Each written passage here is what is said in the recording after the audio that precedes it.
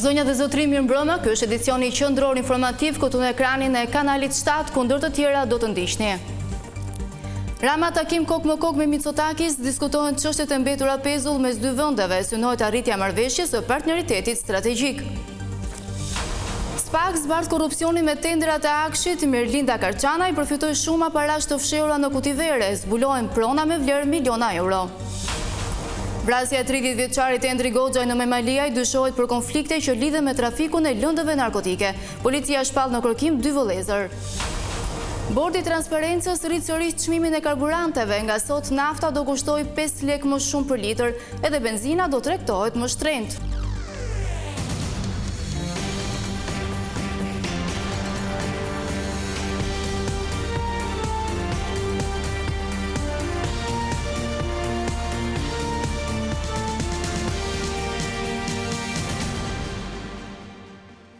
Vjoj më gjërësisht me lajmet.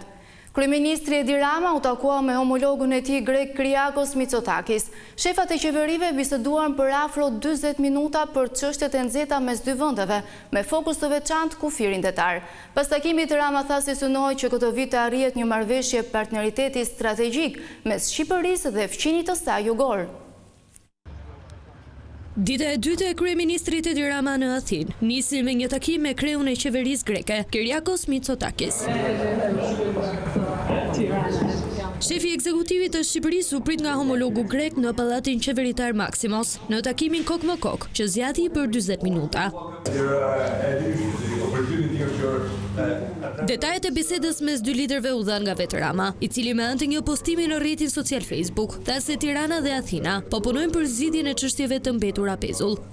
Me kryeministrin e Greqisë Kyriakos Mitsotakis na lidh një misi e posaçme e farkëtuar në rrugën e përbashkët të ambicjes për të modernizuar vendet tona dhe për të ngritur marrëdhëniet shqiptaro-greke në një nivel të ri. Përgjatë kësaj rruge jo vetëm momentet më të mira, por edhe ato më të vështirat janë karakterizuar gjithnjë nga komunikimi plot respekt e padorashka, ndërkohë që po punojmë për kapërcimin përfundimtar të gjitha çështjeve të mbartura mes dy shteteve për të dalë nga ky vit me një marrëveshje të re partneriteti strategjik.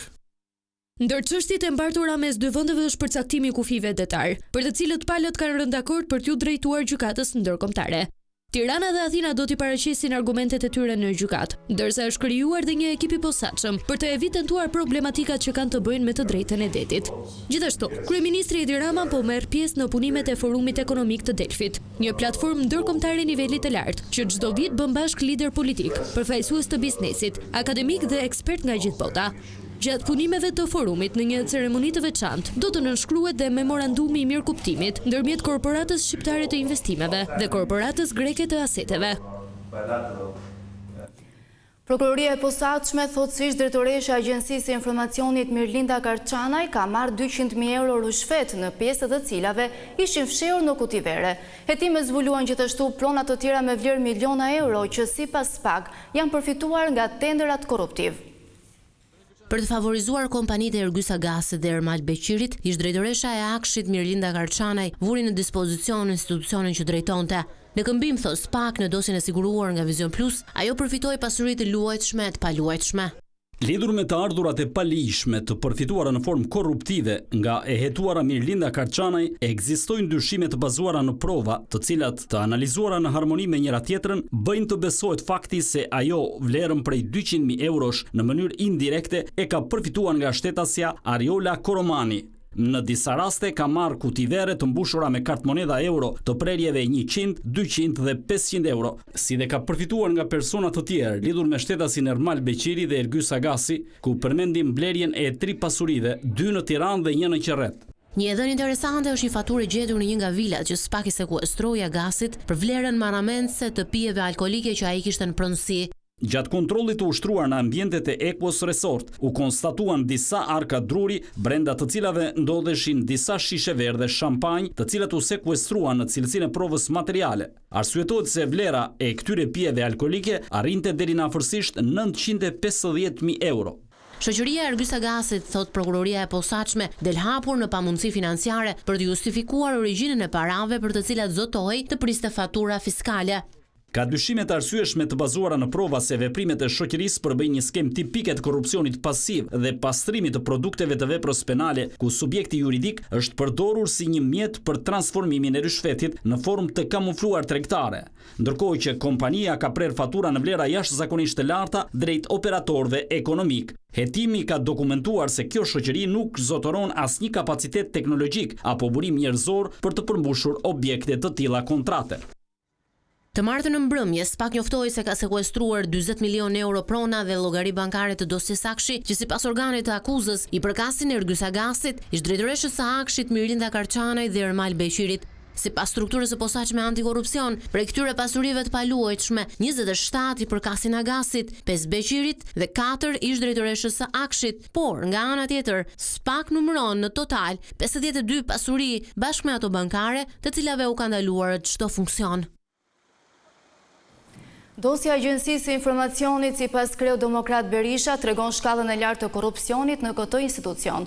Ai listoi pasuritë e sekuestruara nga SPAK, duke shtuar se kryeministri Rama gënjeu dhe i doli në mbrojtje Mirlinda Karçanajt. Kryetari i Partisë Demokratike Sali Berisha komentoi vendimin e gjykatës posaçme për sekuestrimin e pasurisë për protagonistët e dosjes hetimore që lidhet me tenderat në Agjencinë Kombëtare të Shoqërisë së Informacionit, Ergys Agasin, Mirlinda Karçanajn e Ermal Beqirin. Gjatë mbledhjes së grupit parlamentar, Berisha lexoi të gjitha pasuritë që janë sekuestruar Ergys Agasit, duke vënë në dukje se ai ende lëviz i lirë. Këto janë pra pasuritë, një pjesë e pasurive, se këtu s'kan fut fabrikën e duhanit të blerë për ti, e shumë gjëra tjera i kanë kursye, të Ergys Agasit, i cili me datën 19 prill shëtiste i shoqëruar nga 2 makina policie, jo nga një. Berisha lexoi edhe pasuritë që janë sekuestruar ish drejtoreshës së Akshit, Mirlinda Karçanaj, duke ju kundërpërgjigjur kryeministrit Edi Rama, i cili doli në mbrojtje pak javë më parë. Është shumë e rëndësishme të mësojnë për pasurinë e të gjores Mirlinda Karçanaj, e cila sipas avokatit të saj Edi Rama jeton diku në një apartament me qira. Mirlinda ka apartament në rrugën Dervishima Kati 8, ka pasurinë në rrugën e Kavajs 73 metër katror tjetër apartament, ka në Qerret vil, ka dhe një ullishte 1500 metër katror. Në këtë situatë, sipas Berishës, opozita ka vetëm një rrugë, vazhdimin e protestave. Ndaj dhe sot është më domosdoshme se kur protesta jonë. Në ndërgjegjen çdo shqiptari duhet të jetë qartë thellë se rruga e vetme për të ndaluar këtë të keqe të madhe është protesta. Mbetet për të parë se kur do të jetë protesta e 8 kombëtare e opozitës kundër qeverisë së drejtuar nga kryeministri Edi Rama.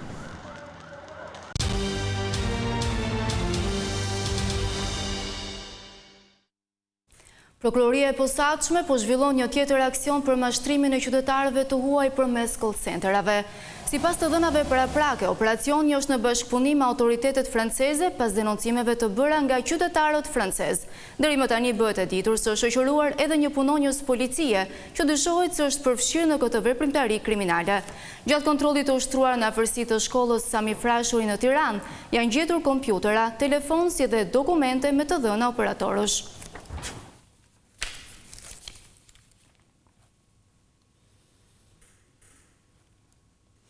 Vrasja që tronditi qytetin e vogël të Memalia një ditë më parë dyshohet të ketë si motiv konfliktet për pazaret e drogës. Viktima Endri Goxhaj dhe autorët kanë qenë të përfshirë në veprimtari kriminale, pasi ishin të skeduar më herët nga policia. Për krimin janë shpallur në kërkim vëllezërit Nela.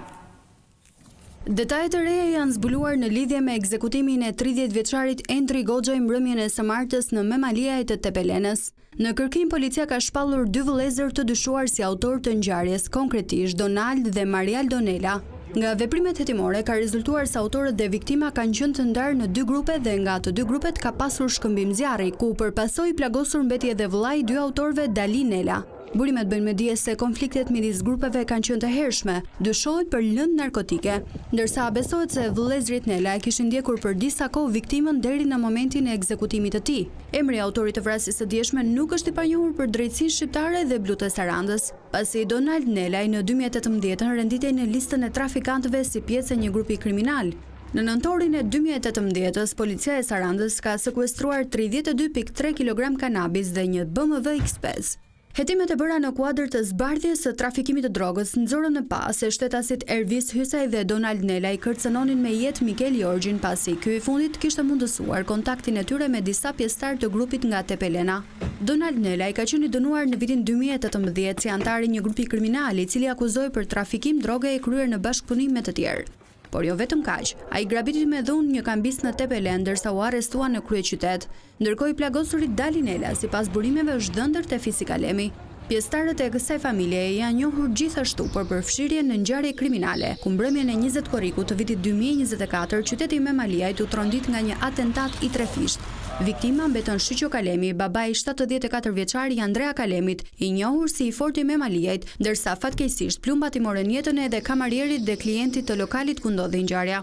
Si dëshmitar okular dhe persona që mund të kenë ndjeni për konfliktet midis grupeve janë shoqëruar disa personat, të cilët me dëshmitë e tyre nuk i kanë ndihmuar hetuesit për zbardhjen e plotë të krimit.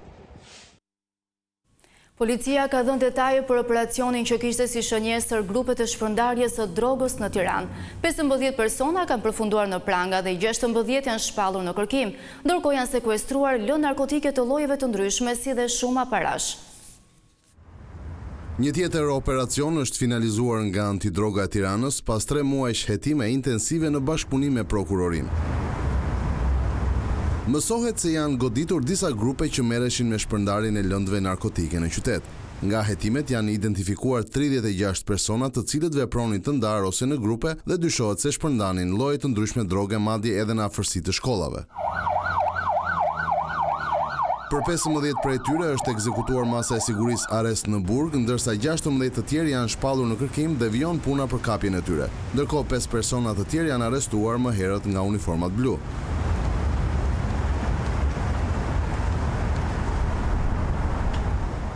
Në total gjatë këtyre operacioneve në muajt e fundit, ku bën pjesë edhe goditja e fundit antidroga, janë sekuestruar mbi 60 kg kanabis, më shumë se 2 kg kokain, 4 armë pistolet dhe 3 armë gjahu, 121.000 euro, 60 milion lek të vjetra, 5.000 pound, 14 celular, si dhe peshore elektronike dhe 3 automjete. Ndërkohë vijojnë hetimet për identifikimin e personave të tjerë të përfshirë në këtë veprimtari kriminale. 5 persona u arrestuan në Tiranë dhe 3 të tjerë u vënë në pranga në Lezhë pasi kishin përshtatur ambiente të ndryshme për lore fati dhe shitje droge.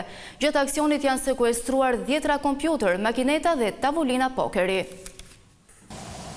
4 raste të përshtatjes së ambienteve për zhvillimin e kundërligjshëm të lojrave të fatit me makineta dhe tavolina pokeri janë zbuluar nga policia në Tiranë. 5 persona janë arrestuar dhe në kërkim janë 2 të tjerë pronar dhe punonjës të ambienteve. Si rezultat u sekuestruan 16 kompjuter për lojë rafati, tavolina për lojën poker, si dhe sende të tjera që shërbenin për këtë veprimtari të palishme.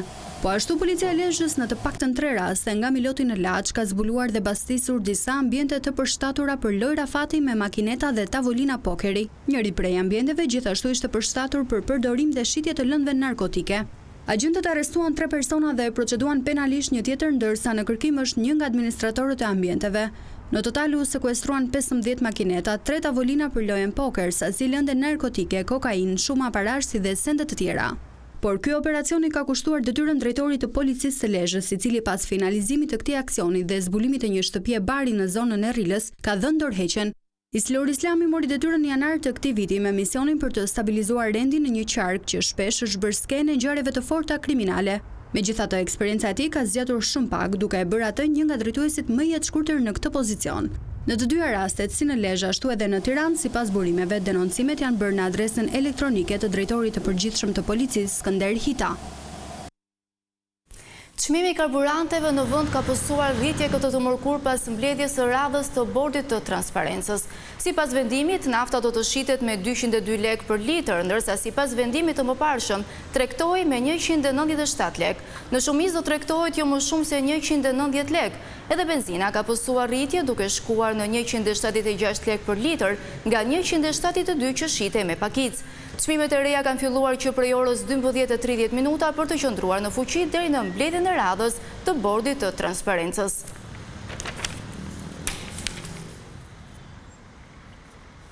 Bizneset po përballen me një situatë të pazakontë si pasojë e shtrëngimit të naftës. Sipërmarrësit thonë se po shkojnë drejt kufive të mbjetesës. Ata kërkojnë qeverisë subvencionim ose ulje të barrës fiskale. Nafta është rritur, madhret dhe shërbimet po ashtu, e në këto kushte bizneset kërkojnë ndihmë nga qeveria për të përballuar kostot e larta të prodhimit. Forumi Ekonomik Bashkëshqiptar dhe organizatat përfaqësuese të biznesit po ndjekin me shqetësim zhvillimet e fundit ekonomike. Rritja e vazhdueshme e çmimeve të karburanteve ndikuar nga zhvillimet në tregjet globale të energjisë, tensionet gjeopolitike në lindjen e mesme dhe pasiguritë në zinxhirët e furnizimit po i vendos ekonomitë tona përballë një presioni të fortë dhe të qëndrueshëm. Në kushte të një varësie të lartë nga importi dhe një strukturë ekonomike të ndjeshme, kjo krizë po reflektohet menjëherë në çdo segment të aktiviteteve tona ekonomike. Kërkesa është e thjeshtë, ose të rishikohet skema taksimit për produktet e ndryshme gjatë kësaj periudhe, ose të subvencionohen sektorët që po preken më shumë, ashtu siç po veprojnë edhe vendet e tjera të botës. Ne kërkojmë masa të menjëhershme, konkrete dhe të matshme për të përballuar me këtë situatë. Në një, kërkojmë rishikim të përkohshëm dhe fleksibël të barrës fiskale. Ne besojmë që struktura aktuale e çmimit përmban një peshë të lartë taksash. Nevojitet ndërhyrje e targetuar për stabilizimin e tregut në përputhje me praktikat e vendeve të Bashkimit Evropian. 4. Mbështetja për sektorët më të ekspozuar.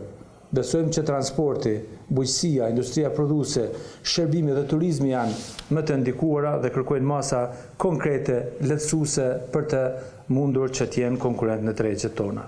Forumi bën thirrje që qeveria të reagojë sa më shpejt, në të kundërt rrezikohet që rritja e çmimeve të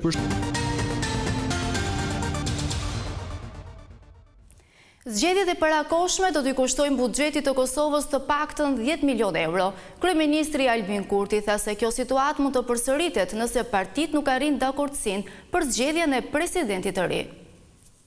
Kryeministri Albin Kurti ka folur përsëri për çështjen e presidentit duke thënë se nëse vendi shkon në zgjedhje, ato do t'i kushtojnë Kosovës miliona euro. Nëse shkojmë në zgjedhje të reja, së paku 10 milion euro ato kushtojnë për organizimin e tyre nga KQZ.